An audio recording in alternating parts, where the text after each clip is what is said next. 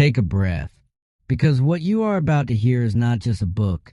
It is a system, a precise, powerful, scientific system for transforming every area of your life, starting from the inside out.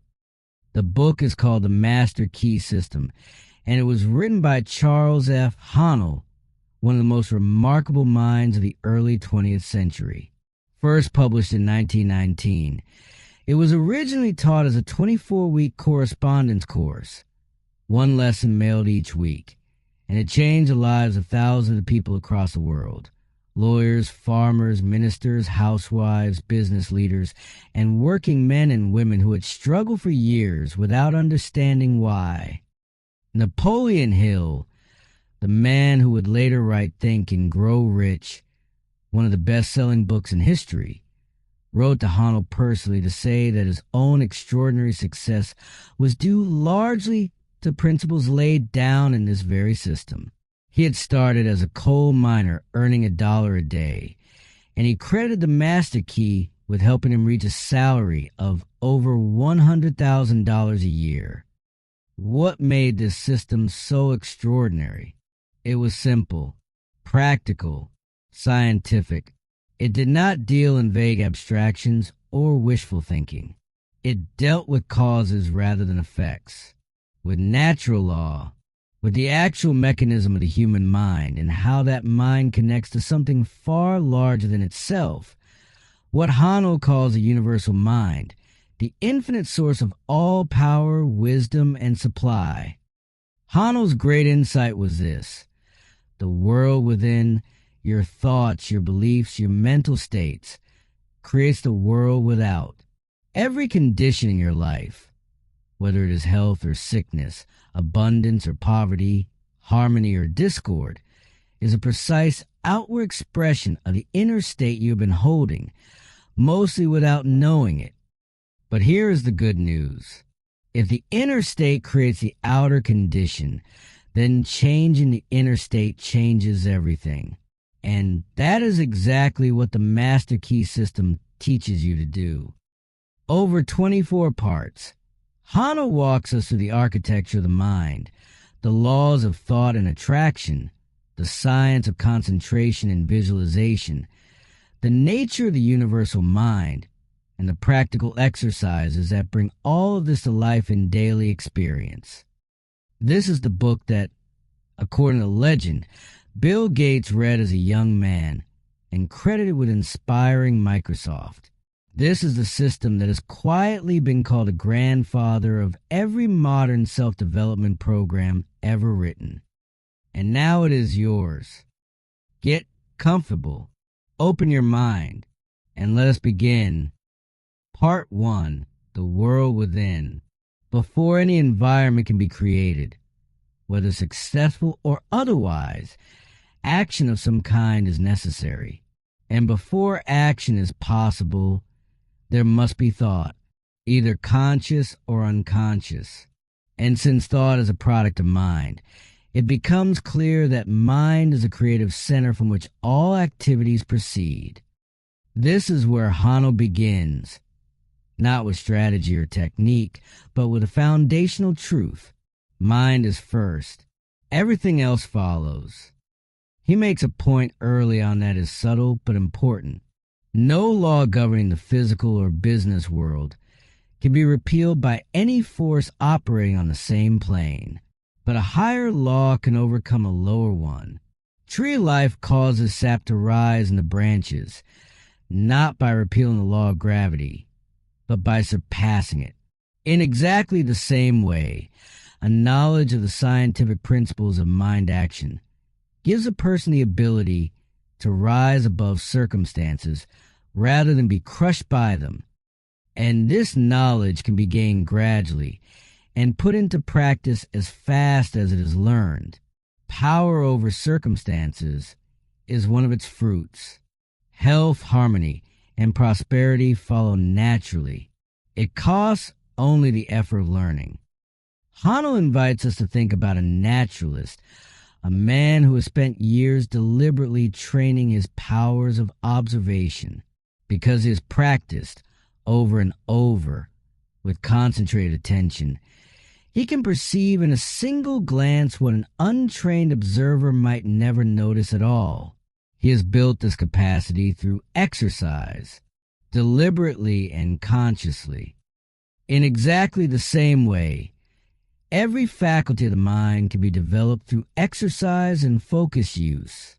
And by the same token, a mind left in stolid inaction will gradually harden. Its possibilities will go unrealized. Its life will become barren. Every thought, Haanal tells us, tends to become a material thing. Our desires are seed thoughts. They have a tendency to sprout and grow and blossom and bear fruit. We are sowing these seeds every single day. The question that should concern us most is, what shall the harvest be? Each of us today is the result of our past thinking, and later we shall be the result of what we are thinking now. We create our own character, our personality, and our environment through the thoughts we originate and entertain. Thought seeks its own. The law of mental attraction is as exact as the law of atomic affinity. Mental currents are just as real as electric or magnetic currents. We attract the currents with which we are in harmony. Are we choosing thoughts that are conducive to our success? This is the important question. Then Haanal introduces an idea that underpins everything else in the system. The principle of attraction brings to us only what is to our advantage, but we can only receive what we are genuinely ready to receive. Growth happens through an exchange, the old for the new, the good for the better. We cannot obtain what we lack if we tenaciously cling to what we have. Difficulties and obstacles, he says, are not random punishments. They arise either because we are refusing to give out what we no longer need, or refusing to accept what we require. Every experience comes to us for our benefit. Every obstacle carries within it the wisdom necessary for our next stage of growth. He speaks with great compassion about the invisible prison that holds most people. Our mind forces are often bound by what he calls the paralyzing suggestions that come to us in the crude thinking of the race. Impressions of fear, of worry, of inferiority and limitation, absorbed from childhood and accepted without question. These are the reasons why people achieve so little, why so many lives are barren results, when the potential within them has been there all along, waiting for only the liberating touch of appreciation and wholesome ambition to expand into real greatness. Women especially, he notes, have been subjected to these limiting conditions because of their finer sensitivities, making them more receptive to the thought vibrations of others. But this is being overcome. Florence Nightingale overcame it.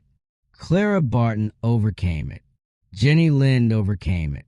And a new century, Haanal's century, and ours, is dawning in which men and women are beginning to do their own thinking, awaken to their own limitless possibilities. The world within each person contains a germ of infinite potencies, and as we go on, we will learn how to unlock them. Part 2, the conscious and subconscious minds. The operations of the mind are carried on by two parallel modes of activity. One is conscious, the other is subconscious. And understanding the difference between these two and learning to use them together with skill is one of the central teachings of the Master Key System. The conscious mind is the one we are most familiar with. It is the part of us that reads, reasons, analyzes, and decides. It is the part that is awake, alert, and deliberate. But the subconscious mind is something far larger and far more powerful. It is a theater of the most important mental phenomena. It is the vast storehouse where great truths are hidden, where thought finds its creative power, its ability to correlate with its object and bring out the unseen into the seen.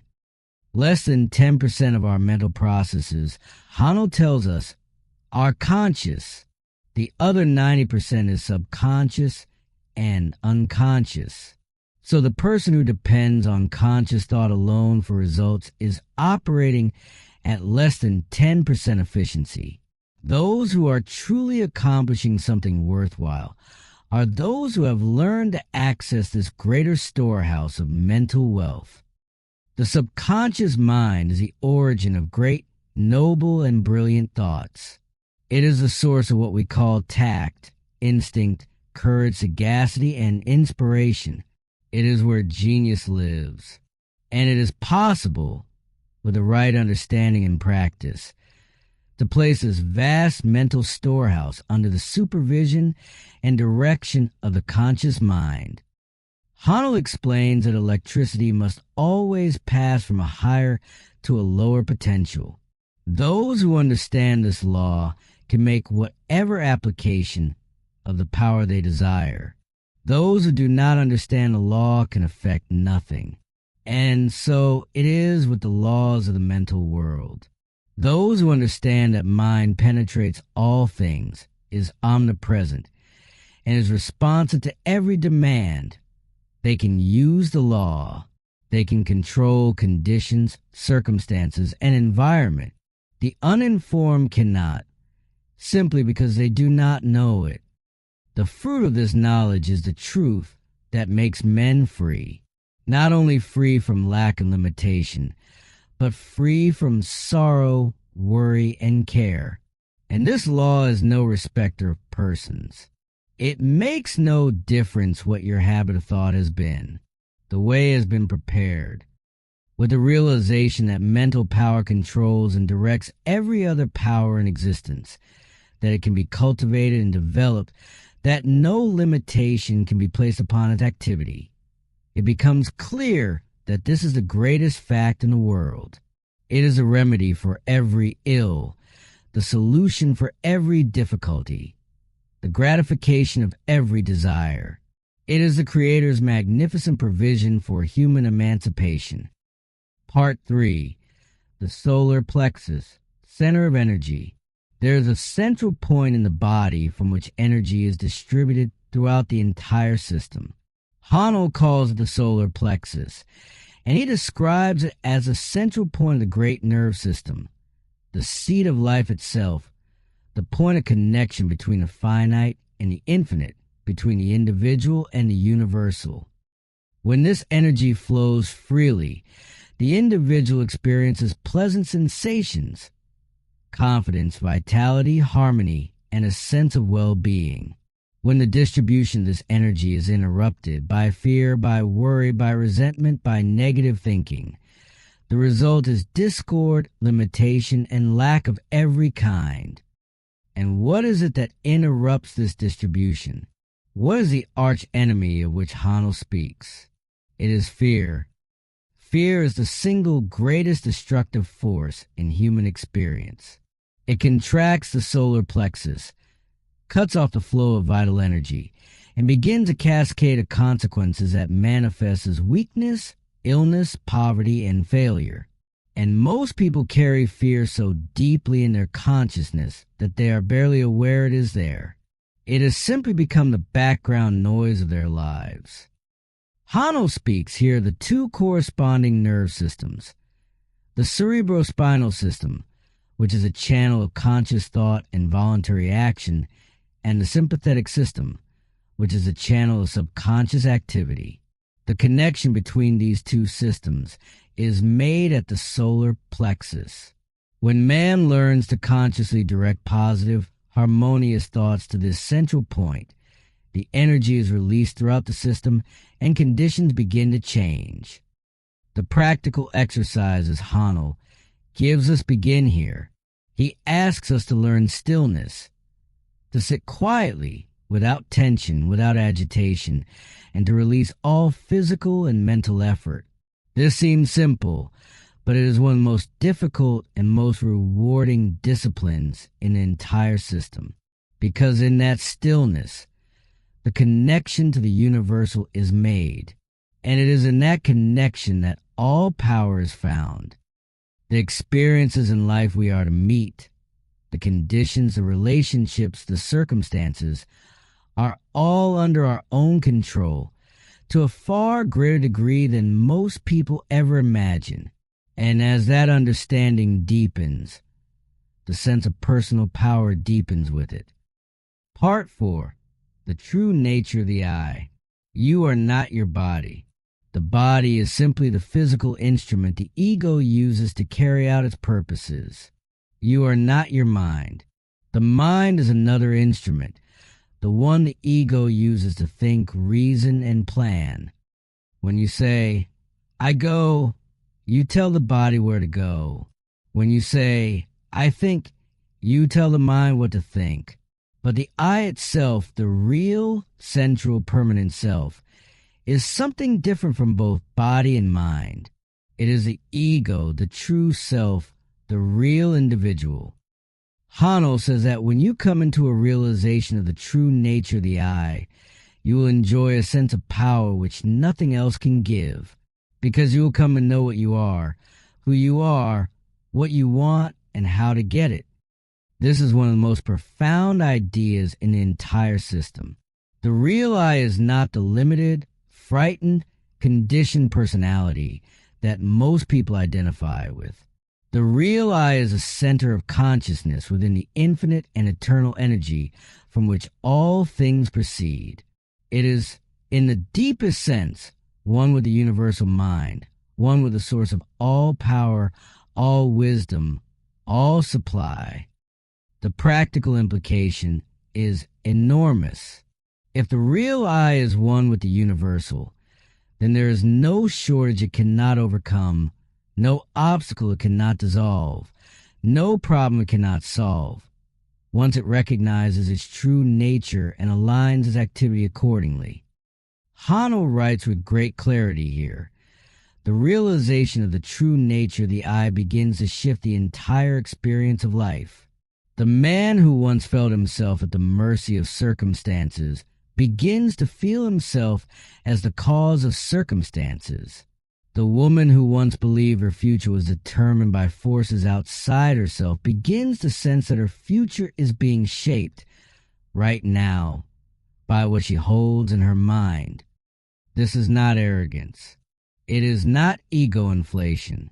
It is the quiet, confident recognition of a great truth, that we are not separate from the power that governs the universe. We are expressions of it. And when we live from that recognition, everything changes. Part 5. The subconscious mind is servant. The subconscious processes are continually at work, day and night, whether we are conscious of it or not. The subconscious is receiving impressions, acting upon beliefs, and carrying out the directives it has been given by our thoughts, our feelings, our repeated mental habits. The question is not whether the subconscious is active. It always is. The question is, who is directing it? Haanal says we have a vision of the destination to be reached, the dangers and pitfalls to be avoided. He speaks of how the Word has become flesh, how we are constantly creating and recreating ourselves through the mental pictures we habitually hold. Every one of us is building a mental home. Right now, today, we are selecting the architecture, the materials, the furnishings of the inner world from which our outer world will emerge. Many of us, he says, need a thorough mental house cleaning before we can realize our ideals, because we have allowed fear, doubt, worry, resentment, and limitation to become the furnishings of our inner dwelling, and the outer world faithfully reflects them. The conditions by which we may come into an inheritance of health, harmony, and prosperity demand no sacrifice except the loss of our limitations, our servitudes, and our weaknesses. The only thing we give up is what is hurting us. The subconscious mind, properly directed, becomes the most faithful and powerful servant imaginable. It does not argue. It does not doubt. It does not hesitate. It simply takes the impression given to it, the mental picture, the belief, the feeling of certainty, and works with every resource available to it to bring that impression into physical reality. This is why Haanal is so insistent on the quality of our thinking, because the subconscious is always listening. It is always working, and what we impress upon it, consciously or unconsciously, is what will faithfully produce in our experience. The exercises in this part teach us how to begin consciously directing the subconscious, how to hold a clear, confident mental picture of the conditions we desire, how to bring feeling and conviction into that picture so that it sinks deeply into the subconscious and takes root. Part 6. The Universal Mind. There is a universal mind. It is the infinite, omnipresent, omnipotent intelligence that underlies all existence. It is the source of all power, all wisdom, all supply. And the individual mind, your mind, is not separate from it. It is an expression of it, differentiated in form, but one in substance. Haanal describes this with a metaphor. Think of the most marvelous piece of mechanism ever constructed. The effect it produces depends entirely upon the mechanism to which it is attached, connected to a weak source of power, and the results are limited. Connected to an unlimited source of power, and the results are unlimited.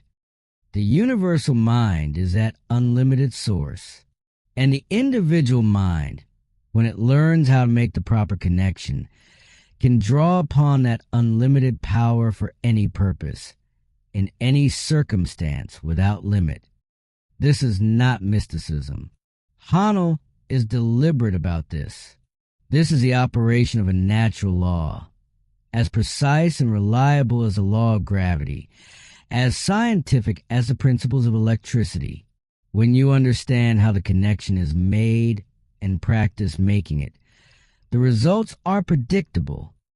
An understanding of this principle, he says, will enable you to plan courageously and execute fearlessly, because you have come into a knowledge of the source of all power. This will determine your course in life, bringing you into contact with all that is strongest and best and most desirable. The key to making this connection is what Haanal will return to again and again throughout the system. Concentration, the disciplined, deliberate, sustained direction of the mind toward a single point or purpose in harmony with the universal. Men and women of strong mentality who seem to naturally dominate their environments and draw success to themselves are not lucky. They have, often without knowing why, placed themselves in alignment with these universal currents of power. They have developed strong desire, clear imagination, and focused attention. And the universe responds to these qualities with mathematical exactness. The goal of the master key system is to make this alignment conscious, deliberate, and permanent. Part 7. Visualization. Building your future. You are the architect of your own future, and the material from which that future will emerge is not found in the outer world. It is found in your mind. The mold or model from which your future will take shape is the mental picture you build and hold with clarity and conviction. Haanal explains, you are not limited as to cost or material. No one can place any limitation on this mental construction but yourself. You can make it as grand and beautiful as you desire. But there is work to be done, and no one can do that work but you. He describes millions of faithful helpers, the invisible forces of the universe, that will come to your aid if you are faithful in your mental work. The universe is not indifferent to your desires. It is actively and constantly at work bringing into form whatever you consistently and sincerely hold in mind. But he also explains why some who are apparently faithfully working toward their ideal seem to fail. It is sometimes just as important to know what not to do as what to do. And what not to do is to allow doubt, fear, impatience, or contradiction to enter the mental picture and blur it. The method Haanal teaches here is visualization, the deliberate creation and sustained holding of a clear mental image of the desired condition, the accomplished goal, the fulfilled purpose. This is not daydreaming. Daydreaming is passive and unfocused. Visualization, as Haanal teaches, it is active, deliberate, concentrated, and emotionally engaged. It is the use of the imaging faculty of the mind in its highest and most purposeful mode. He draws a distinction that is important. Visualizing is a mental process governed by the reasoning, conscious mind. It involves the deliberate construction of a mental picture. Visioning, on the other hand, is a spiritual process governed by intuition and the superconscious. It is when the image comes from within, unbidden and complete as a flash of inspiration. The student should train the mind to receive both. The practical instruction here is to take a few minutes each day in a quiet place, free from distraction, to hold in mind, as vividly and as completely as possible, the picture of the life you are building. See it clearly, feel it as real, dwell in it with calm confidence, and then release it, trusting the great invisible forces to carry it forward. Part 8. The Creative Principle. There is a creative principle at work in the universe. It is the underlying principle of all existence, and it is governed by an immutable law. Haanal asks, how does character form? How do health and circumstances take shape? By what process are the conditions of a life created? The answer is thought, not isolated thoughts, flickering in and out of consciousness, but the dominant thoughts, the habitual mental attitudes, the feelings and beliefs that a person carries consistently over time. These are the molds from which the conditions of life emerge, and they operate with the same inevitability as any law of nature. We are making our future now. Today, when the future arrives, we will have to accept what has been given.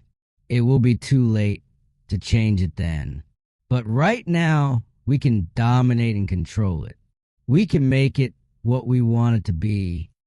This is a truth of tremendous weight, and Haanal does not offer it lightly. He offers it as a call to responsibility and to hope, because if thought is a creative agent, then no one is a helpless victim of fate. Every person has, right now, in this moment, the power to begin shaping a different future simply by beginning to think differently. The subconscious mind secures a material from which the future is to emerge. It does this by attracting from the environment, from people, events, circumstances, and opportunities, exactly those elements that correspond to the dominant mental state has been given.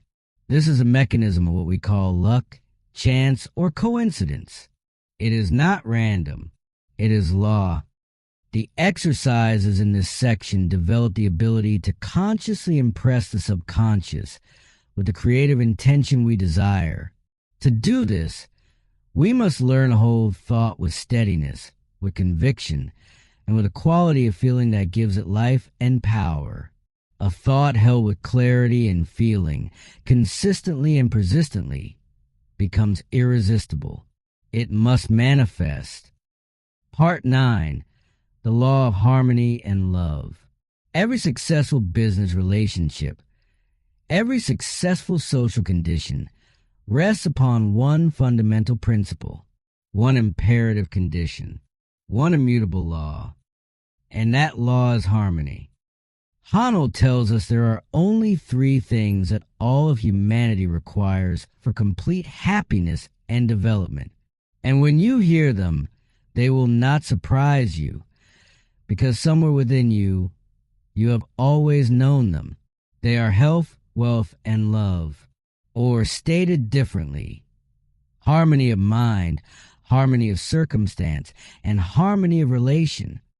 The law that can make you irresistible, that can sweep away every form of discord, inharmony, and doubt, is the law of love. Not love in a sentimental or romantic sense alone, but love as a universal force, the force that seeks harmony, that draws together what belongs together, that dissolves conflict and restores wholeness. Haanal says that those who understand this law can make themselves irresistible. Every great leader, every truly successful person has mastered at some level the art of being in harmony with others, with their work, with the universal current of life. And this harmony is not accidental. It can be cultivated. It can be practiced. It can become the dominant mode of one's being. The practical secret of the solution to every problem, he says, is harmony. When you are in harmony with a situation, not fighting it, not resisting it, not fearing it, but meeting it with a calm and confident mind, the solution reveals itself. The path opens. The right action becomes clear. This is a profound teaching. Most of us approach our problems with agitation, anxiety, and resistance. And that very resistance keeps the solution hidden. The still mind sees clearly. The fearful mind sees only obstacles. Part 10. The Law of Abundance. Nature has provided an abundance for all. This is not a comforting platitude. It is a statement of scientific fact. The universe is not a place of scarcity. It is a place of infinite, inexhaustible, ever-replenishing supply. Why, then, do so many seem to be separated from this supply? Why do poverty and limitation persist in a universe of abundance? Haanal's answer is clear and uncompromising. Because of a disconnection in consciousness, the individual has cut himself off from the supply, not in reality, but in belief. He has accepted the appearance of lack as the truth of things, and in doing so, he has blocked the channel through which abundance would naturally flow. The law of attraction is eternal and fundamental. Every experience in life is the result of this law. You attract to you the things that make up the sum total of your existence, and you attract them in exact correspondence to your dominant mental state, not to what you consciously wish for, not to what you say you want, but to what you actually deeply believe and feel to be true about yourself and your world. This is simultaneously the most sobering and the most empowering truth in the system. Sobering because it means full responsibility. No one else has put your conditions in place. Empowering because it means full power. You can change your conditions by changing your consciousness. The connecting link between the individual and the universal supply is thought. Specifically, the mental attitude of abundance, of faith, of expectancy. When a person truly comes to feel wealthy in consciousness, not pretending, not hoping, but genuinely feeling the truth of their connection to infinite supply, the outer conditions begin to change in correspondence. This is why Haanal insists so strongly on the quality and character of our inner life, because the inner life is not decoration. It is the cause. Everything in the outer world is its effect. Part 11. The creative power of the universe. The infinitely small and the infinitely large are, in their last analysis, nothing but force, motion, life, and mind. Modern science has resolved matter into molecules, molecules into atoms, atoms into energy, and energy, in its ultimate essence, is an exhibition of what we can only call mind or will. This is not mysticism. This is where science and metaphysics meet. And It is one of the most exciting moments in the entire master key system. Because when we understand that everything in the universe is ultimately mind and expression, we begin to grasp the almost limitless creative power available to us. Haanal gives us concise directions for making use of the creative power of the universe, the power by which all things are brought into existence. This power may be utilized, directed, and made available for the solution of every human problem. The method, again, is concentration, but concentration of a specific quality. It is not mere willpower. It is not forceful mental effort. It is a kind of relaxed, steady, sustained attention in which the mind becomes like a perfectly clear lens, focusing the rays of the universal creative power upon a specific object of desire. He speaks of intuition here, the intuitive power that is set in motion when the individual mind aligns itself with the universal mind. Intuition is not guesswork. It is the voice of the universal speaking to the individual, offering guidance, direction, and the precise knowledge needed for the next step. The student who cultivates intuition, who learns to recognize and trust these inner leadings, finds that life becomes remarkably smooth and efficient. Obstacles dissolve before they are even fully encountered. Opportunities appear as if from nowhere. The right people, the right resources, the right information seem to arrive exactly when they are needed. This is not magic. It is law, and it is available to anyone willing to learn and practice it. Part 12. The Law of Giving and Receiving. There is no royal road to success.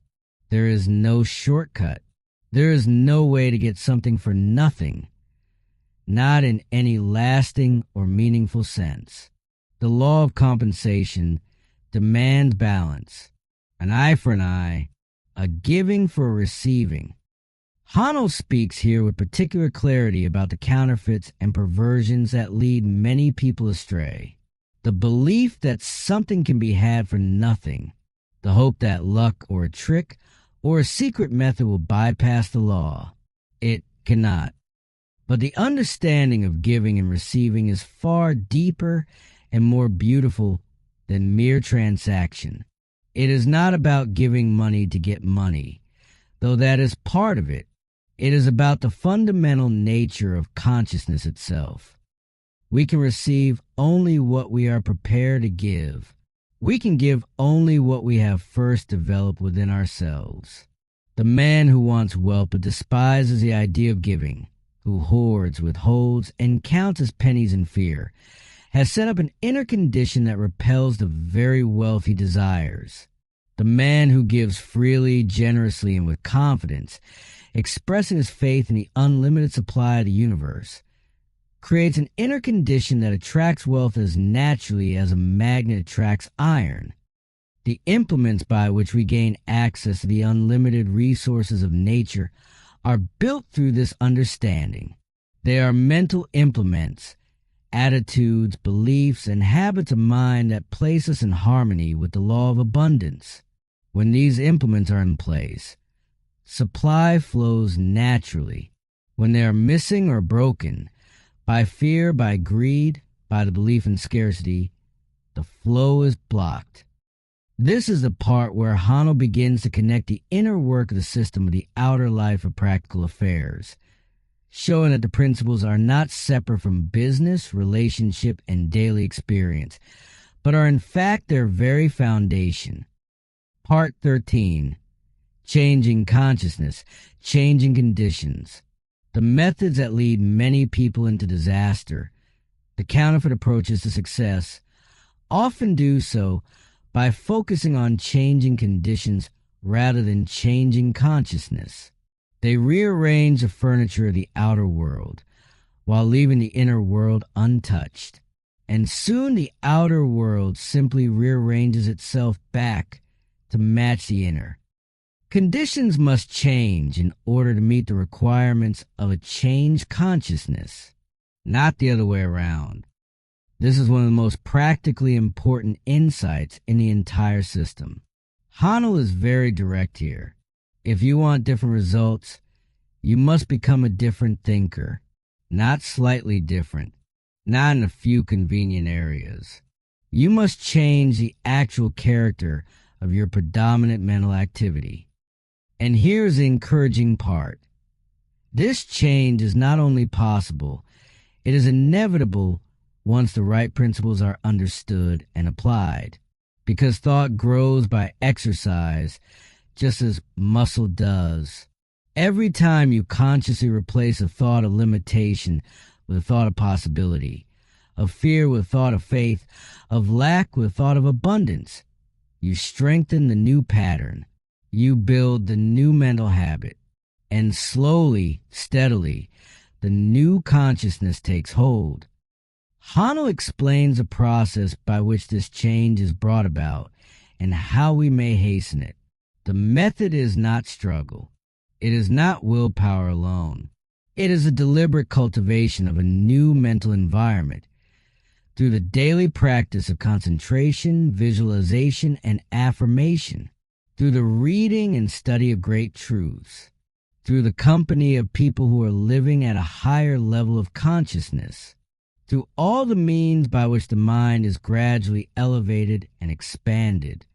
He speaks of something he calls the modern method of thinking, a way of meeting every situation not with resistance, reaction, or resignation, but with a calm, creative, forward-looking consciousness that sees the opportunity in every difficulty and the solution in every problem. This method, consistently applied, produces actual, tangible results. Not eventually, not someday, but in the experience of the person who practices it, beginning now. Part 14, the source of all power.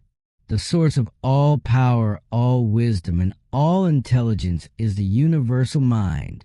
And the individual who learns to bring his own mind into harmonious relation with this universal source will get results in exact accordance with his understanding and his ability to make the proper application.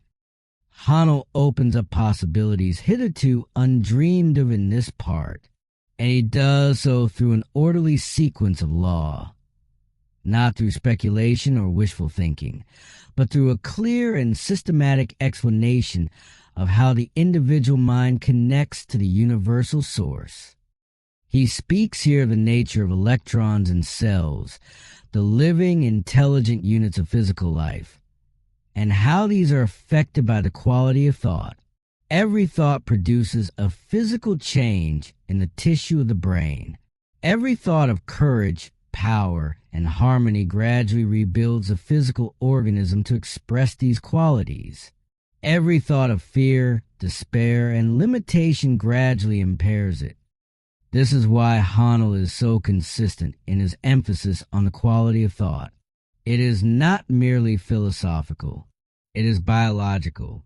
The physical body is literally being rebuilt, day by day, in correspondence with the dominant mental state, and the affairs of life are being shaped in the same way. The radical changes in life that seem almost miraculous, the sudden healing, the unexpected windfall, the transformation of failed enterprise into a successful one, are not miracles in the supernatural sense. They are the natural, inevitable result of a radical change in consciousness. When the cause changes, the effect must change. This is law. The source of all energy and all substance is the universal mind, and the method by which this universal substance is differentiated into form is thought. Your thought, the thought you hold today, the mental picture you carry, the feeling of truth or falseness that underlies your daily experience. These are shaping your world with an accuracy that is absolute. Part 15, the law of growth. We cannot obtain what we lack if we tenaciously cling to what we have. Difficulties, inharmonies, and obstacles indicate that we're either refusing to give up what we no longer need, or refusing to accept what we require. This is the law of growth, and it operates with quiet and implacable certainty. We are holding on to worn out and useless material, old beliefs, old fears, old habits of thought that once served us, or perhaps never served us, but have become so familiar that we cling to them out of habit alone. And as long as we cling, we cannot receive the new. Vitality is important to thought. Haanal points out that words are the vessels in which thought is carried, and the man who understands the importance of the words he uses, who chooses them with care, who speaks them with intention and conviction, gives his thought far more carrying power than the man who speaks carelessly, negatively, and without awareness. He speaks here of insight, a quality he considers one of the most valuable and most neglected in human life. Insight is the ability to examine facts and conditions at long range. It is the ability to see not just what is in front of us now, but to perceive the invisible currents and tendencies that are already in motion beneath the surface of events. Most people work on problems that contain no possibility. They labor at situations that, by their very nature, cannot yield the returns they seek.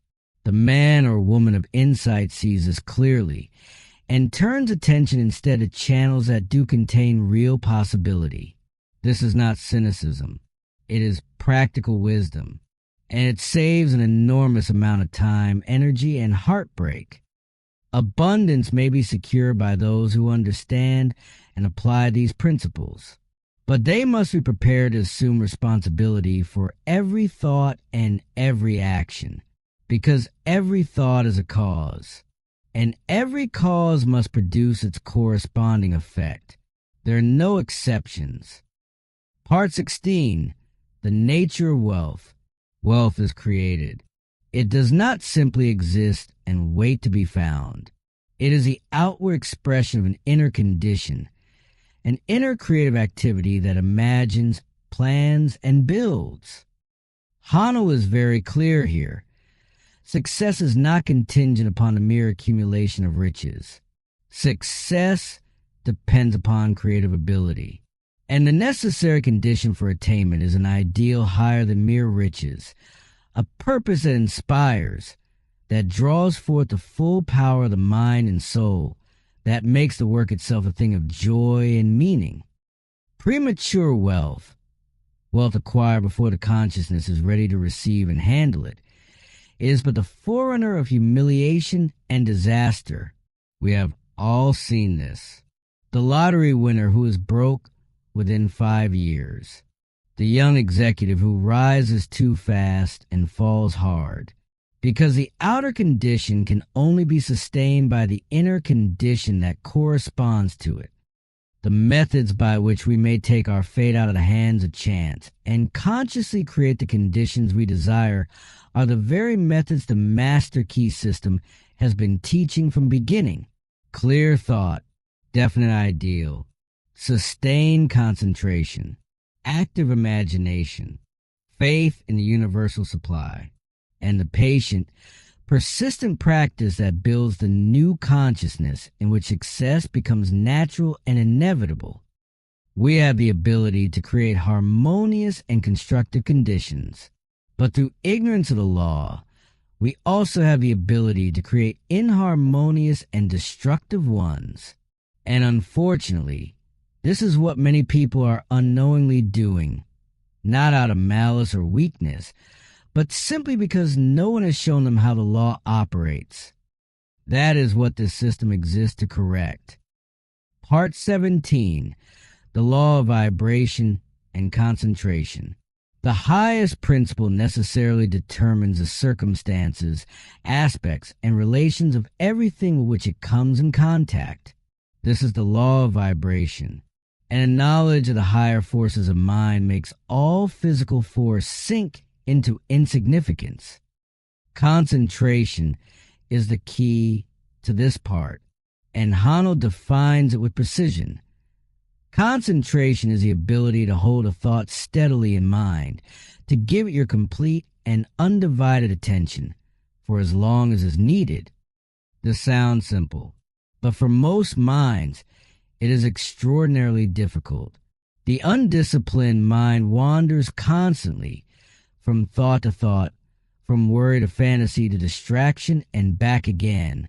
It never rests, and in its restlessness, it dissipates the very energy that could be used to bring its desires into form.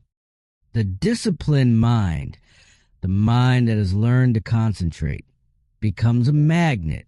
It irresistibly attracts the conditions it desires, because when thought is steady, clear, and consistent, it operates on a universal substance with a precision and power that nothing can resist. Haanal tells us that it is necessary to be before we can have, not to do, though action will follow naturally, but to be, to have become, in consciousness, the person who is what is desired, to embody that condition inwardly, before the outer world will reflect it. The intuitive power is set in operation by this quality of concentrated being. When the mind is steady, clear, and aligned with the universal, intuition flows freely. The right action reveals itself. The right words come. The right people appear. The right opportunities present themselves. He speaks here the difference between real power and the symbols of power. The symbols, money, titles, possessions, position, are attractive to most people, but when pursued for their own sake, they turn to ashes just as they are overtaken, because they are effects, not causes. The man who develops real power, inner power, the power of a disciplined, creative, harmonious mind, finds that the symbols of success attach themselves naturally and abundantly to him. Part 18. A new consciousness for a new world. There is a change in the thought of the world. It is happening silently, but it is the most important change since the dawn of civilization.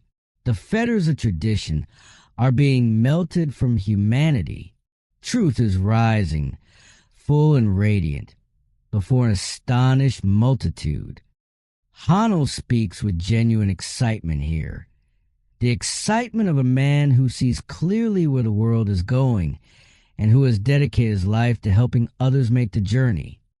The last century, he says, saw the greatest material progress in history, but the new century will produce the greatest progress in mental and spiritual power. Science has revealed that matter is energy, and energy in its ultimate essence is mind. The material and the spiritual are not opposites. They are different expressions of the same underlying reality. The individual, understanding this, is enabled to control every form of intelligence that has not yet reached this level of self-recognition. He is no longer at the mercy of conditions.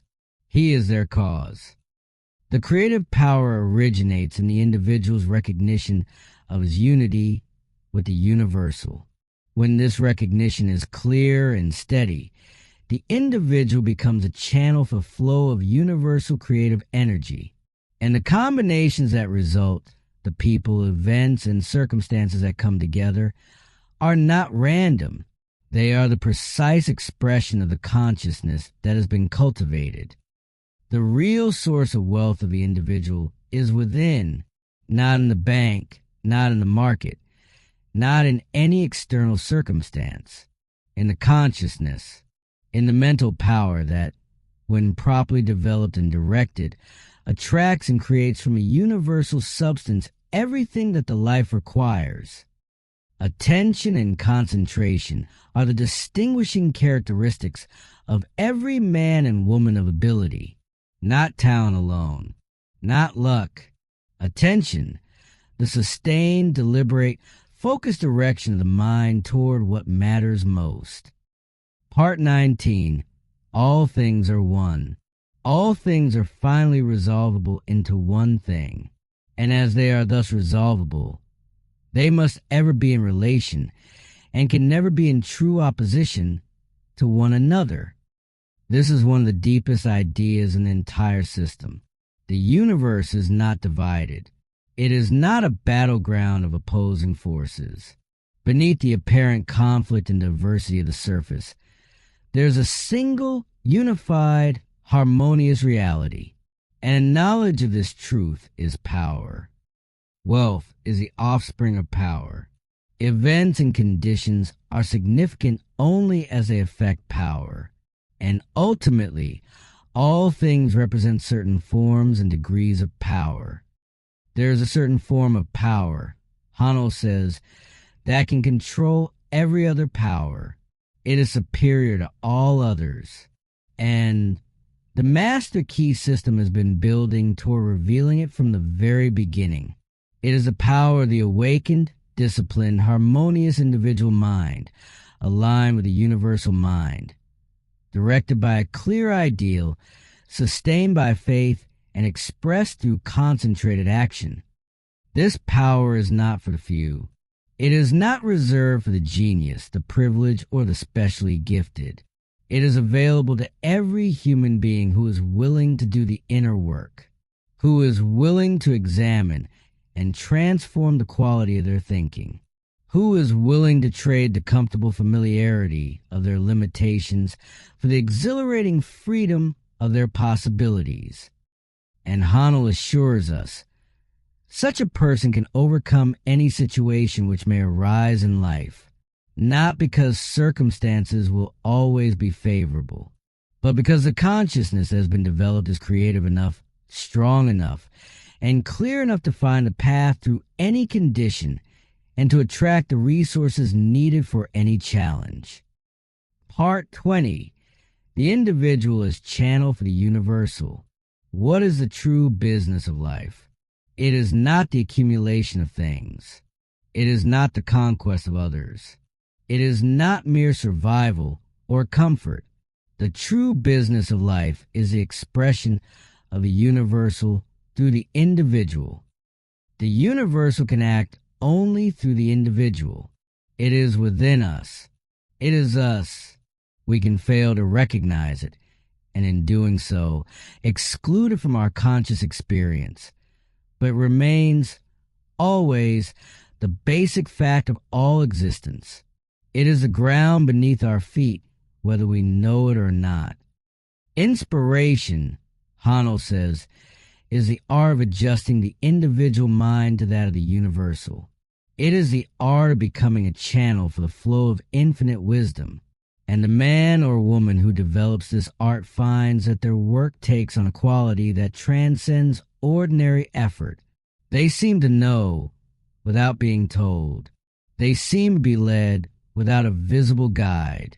They produce results that astonish others, because others do not know the source from which they are drawing. He speaks here of what he calls a money consciousness, the power which sets the current in motion, which produces the attractive force, which opens the doors of commerce and supply. The current of wealth flows to those who have developed this particular quality of consciousness, and it flows away from those who have not, regardless of how hard they work, how clever they are, or how much they want it. How to make money, how to recognize opportunity, how to make a money magnet of yourself, how to get the insight necessary to perceive and utilize opportunities, how to recognize value. These are the practical teachings of this section, and the foundation of all of them is the same. Develop the inner consciousness, and the outer conditions will follow. Part 21. Intuition and the money consciousness. Opportunity is everywhere, but most people cannot see it. They are so focused on what they lack, so preoccupied with what has gone wrong, so habitually oriented toward the past and its disappointments, that the opportunities present in this moment, right here, right now, are completely invisible to them. The intuitive faculty, properly developed, is what allows a person to perceive opportunity before it becomes obvious to everyone else. It is what gives the successful person that quality of seeming to be in the right place at the right time. It is not luck. It is sensitivity, a fine attunement of the individual consciousness to the currents of the universal, to convert an idea into an income, to make a direct connection with the universal mind and secure practical results.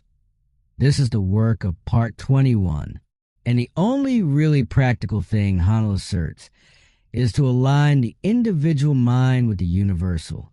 Everything else, every strategy, every technique, every method, derives its effectiveness in the degree to which it is grounded in this alignment. The man or woman who has made this connection, who has developed a consciousness of abundance, the clarity of purpose, and the sensitivity of intuition, finds that the practical affairs of life become remarkably easy, not effortless. There is always work to be done, but the work flows. It finds its target. It produces results in proportion to the clarity and power of the consciousness behind it. Part 22, the law of vibration and health. The vast panorama of nature is being constantly changed by simply changing the rate of vibration. This is true in the physical world, and it is equally true in the life of the individual. The rate of vibration in the body is being changed constantly, usually unconsciously, often with detrimental and disastrous results. Because fear, worry, resentment, and negative thought lower the vibration of the body cells and create the conditions in which disease can take hold. But it can also be changed consciously, deliberately raised, elevated, harmonized through the quality of thought we hold and the mental attitudes we cultivate. And when this is done with knowledge and intention, the result is health. Not merely the absence of disease, but vibrant, positive, energizing physical well-being. The law of health is based on the law of vibration, and with the proper knowledge of this law, we may externalize health conditions as surely and as reliably as we externalize any other condition. The process is the same. Change the inner state, and the outer condition changes correspond. Many physicians and scientists of Haanal's day were beginning to understand and appreciate this law, and in the centuries since, this understanding has only deepened. The connection between mental state and physical health, once dismissed as mere folk wisdom, is now one of the most active areas of scientific research in the world. The student who takes this law seriously and practices accordingly will find that the physical body responds with a sensitivity and a responsiveness that is remarkable. Small improvements in the quality of thought produce immediate improvements in energy, clarity, and well-being. And sustained practice produces sustained results. Part 23. Great ideas eliminate small ones. The ability to eliminate imperfect conditions depends upon mental action, specifically upon the quality and magnitude of the ideas we are holding. Great ideas have a natural tendency to eliminate smaller ones. This is one of the secrets of success, one of the accomplishments of the master mind. The man who fills his consciousness with large, noble, constructive ideas of abundance, of service, of creative contribution, of his own vast potential, finds that the small, destructive tendencies simply dissolve, not by fighting them, not by willpower and struggle, but because the larger idea naturally displaces and eliminates the smaller one, as light eliminates darkness. You cannot hold simultaneously in mind a clear, vivid picture of your highest ideal and a nagging conviction of your own inadequacy. One will drive out the other. The practice of the master key system is the practice of consistently choosing which one wins. The creative energy of the universal finds no more difficulty In handling a large situation than a small one, the same power that brings a small good into manifestation can bring a great good with equal ease.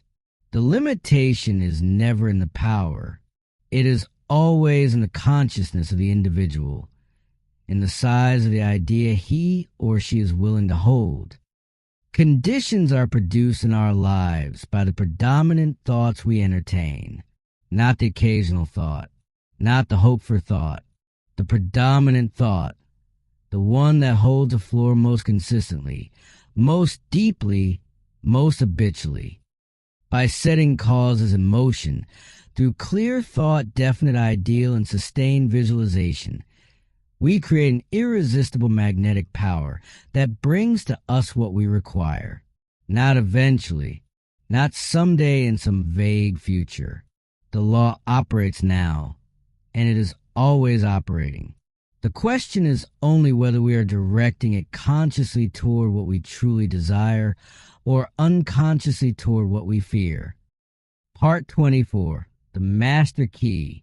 And now we arrive at the final part of the system, the part that tells the entire theory and practice of every system of metaphysics, the part that explains how to express harmony, how to express health, how to express abundance, the nature of all conditions, Haanal says here, and how they may be changed or removed. Every difficulty, no matter what it is or where it is, no matter how long it has existed, no matter how intractable it seems, can be removed or dissolved. And there is only one way in which this is ever done or ever can be done, through the awakening and application of the Master Key itself.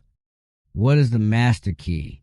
It is a disciplined, aligned, harmonious individual mind, knowing its unity with the universal, clearly holding its ideal, concentrating its attention, unwavering in its faith, and expressing that consciousness through the spoken word, the mental image, and the deliberate action that follows from these. This is the key that unlocks every door, that opens every chamber of success, that releases every treasure that nature has stored away for those who are wise enough to understand, broad enough to weigh the evidence, firm enough to follow their own judgment, and strong enough to make the sacrifice exacted. The sacrifice is small. It is only the sacrifice of limitation, of doubt, of fear, of the familiar but imprisoning habits of the old consciousness. What is gained in return is beyond calculation. Throughout these 24 parts, Haanal has laid before us a complete science of mind, a practical system for developing and directing the most powerful force in the known universe, the human mind in alignment with the universal mind.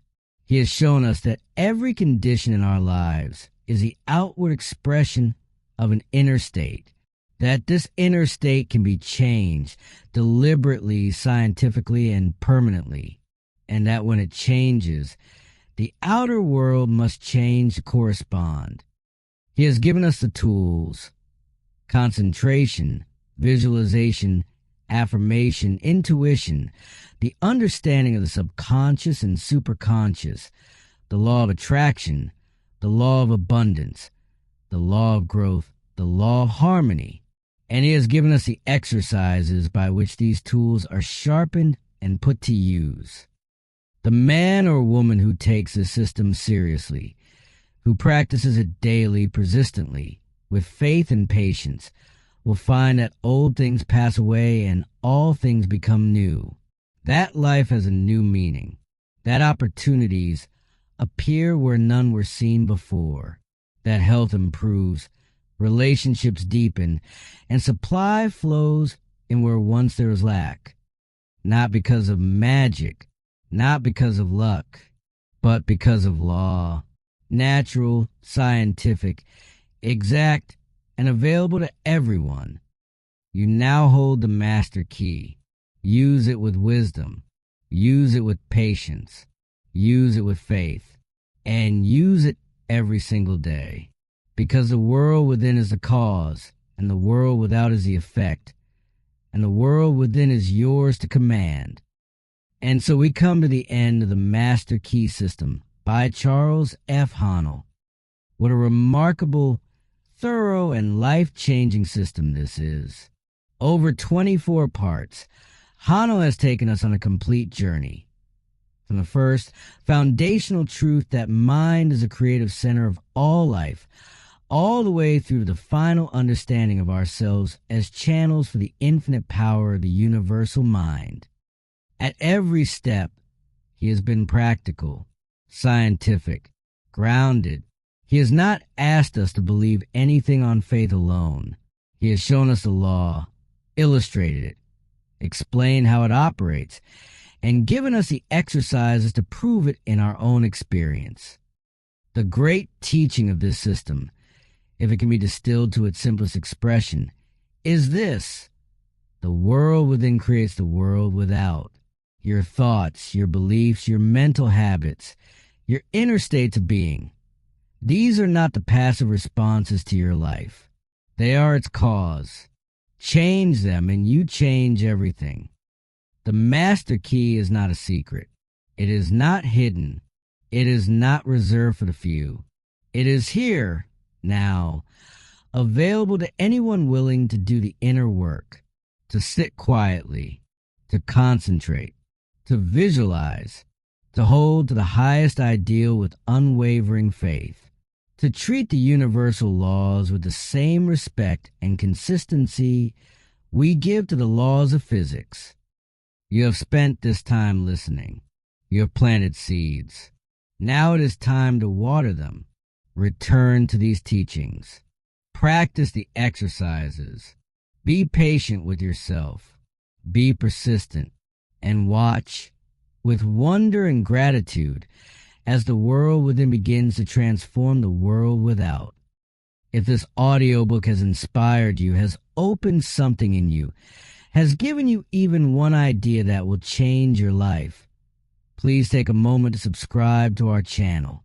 Your subscription helps us bring more of these powerful, life-changing teachings to people who need them most. Subscribe, share this with someone you love, and let us continue this journey together. The master key is in your hands. The door is before you. Open it.